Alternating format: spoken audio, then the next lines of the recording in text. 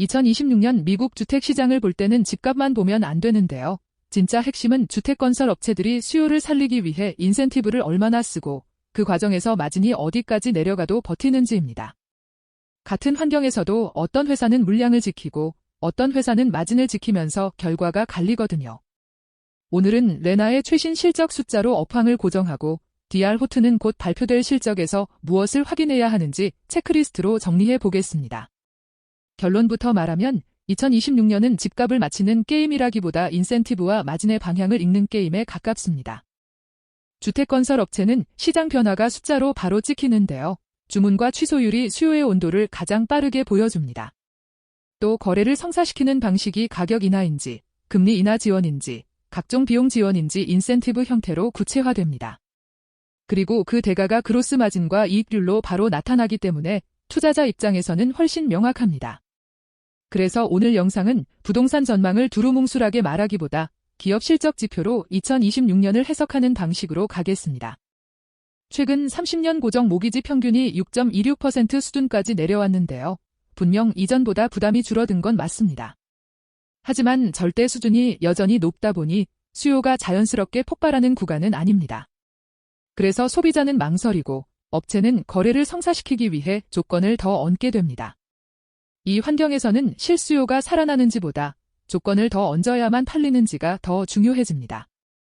12월 기준 주택건설업체 심리지수는 39로 여전히 부정적 구간인데요. 동시에 업계 조사에서는 가격을 내린 업체가 40%이고 평균 인하폭이 5% 정도로 나타났습니다. 그리고 판매 인센티브를 사용한 비율이 67%로 높게 나왔습니다. 이 숫자들이 의미하는 건 간단합니다. 2026년 초반은 가격이 오른다 내린다 보다 조건을 얼마나 제공해서 수요를 끌어오느냐가 업황을 좌우한다는 점입니다. 공급 쪽도 흥미로운데요. 단독주택 착공은 87만 4천 채 수준으로 반등했지만 단독주택 허가는 87만 6천 채로 소폭 주춤했습니다. 즉, 지금은 조금 더 짓지만 미래를 과감히 확장하는 모습은 아니라는 뜻입니다. 이 상황은 두 가지 해석이 가능해요. 수요가 강해지면 공급이 바로 따라붙기 어렵고 반대로 수요가 약하면 인센티브 경쟁이 길어질 수 있습니다. 그래서 2026년 초는 물량 확대보다 수익성 방어가 더 어려운 구간이 될 수 있습니다. 오늘은 복잡하게 가지 않겠습니다. 첫째, 신규 주문. 둘째, 취소율. 셋째, 백로그와 전환 속도. 넷째, 평균 판매 가격. 다섯째, 인센티브 강도. 여섯째, 그로스 마진과 판관비 레버리지. 일곱째, 토지와 재고, 그리고 재무 여력입니다. 이 7개만 잡으면 2026년 어떤 뉴스가 나와도 해석이 흔들리지 않는데요. 이제 이 프레임으로 레나의 최신 실적부터 고정해 보겠습니다. 레나는 12월 발표 실적에서 현재 업황을 아주 선명하게 보여줬는데요. 분기 인도는 23,034채였고 신규 주문은 2018채였습니다. 평균 판매 가격은 38만 6천 달러 수준이었고 주택 그로스 마진은 17%였습니다. 판관비는 7.9%였고 순이익률은 9.1%로 제시됐습니다. 숫자만 보면 물량은 잘 버티지만 수익성은 압박을 받는 그림이 딱 잡힙니다. 레나는 시장 둔화에 대응해서 인센티브와 가격 조정을 약 14% 수준으로 유지했다고 했는데요. 이게 가벼운 할인이 아닙니다. 평균 38만 6천 달러를 기준으로 14%면 대략 5만 4천 달러 수준의 조건을 더해주는 셈입니다. 결국 레나는 지금 마진을 깎아서라도 계약을 성사시키는 쪽에 무게를 두고 있습니다. 투자자 입장에서는 여기서 질문이 하나로 정리됩니다.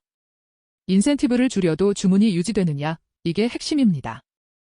레나 관련 보도에서 2026년 1분기 가이던스로 언급된 범위는 신규 주문 18,000채에서 19,000채, 인도 17,000채에서 18,000채 정도입니다. 그리고 그로스 마진은 15%에서 16% 수준으로 더 보수적으로 제시된 흐름이 관측됩니다. 여기서 중요한 건 숫자 그 자체보다 방향인데요. 회사가 스스로 마진을 낮게 잡는다는 건 2026년 초반에도 프로모션 경쟁이 쉽게 꺾이지 않을 가능성을 시사합니다. 그래서 레나는 단기적으로 볼륨 방어가 우선인 전략으로 읽힙니다.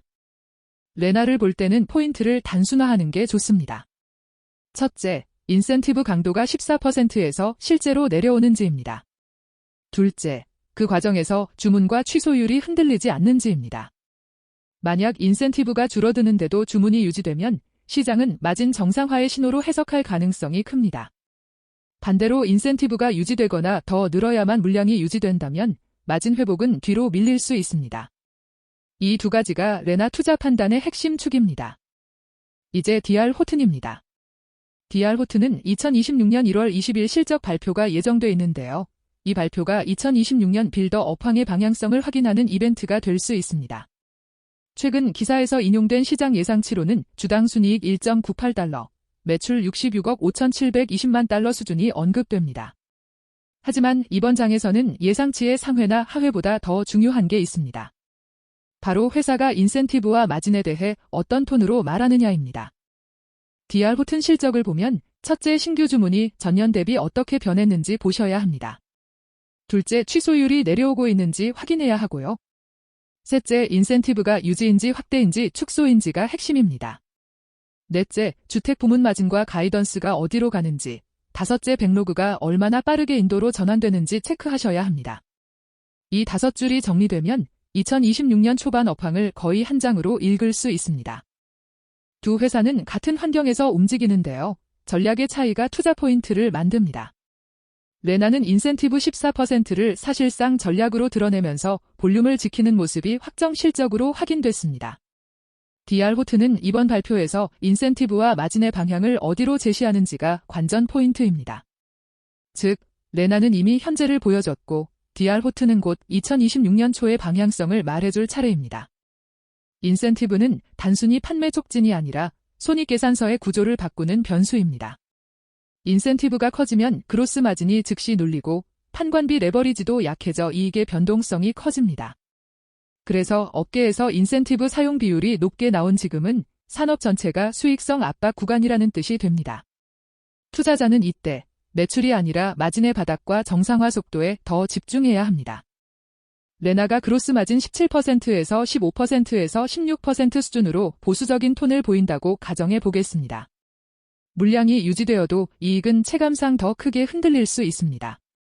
여기서 중요한 건 마진 숫자 하나가 아니라 마진이 내려가는 동안에도 주문이 유지되고 취소율이 안정되느냐입니다.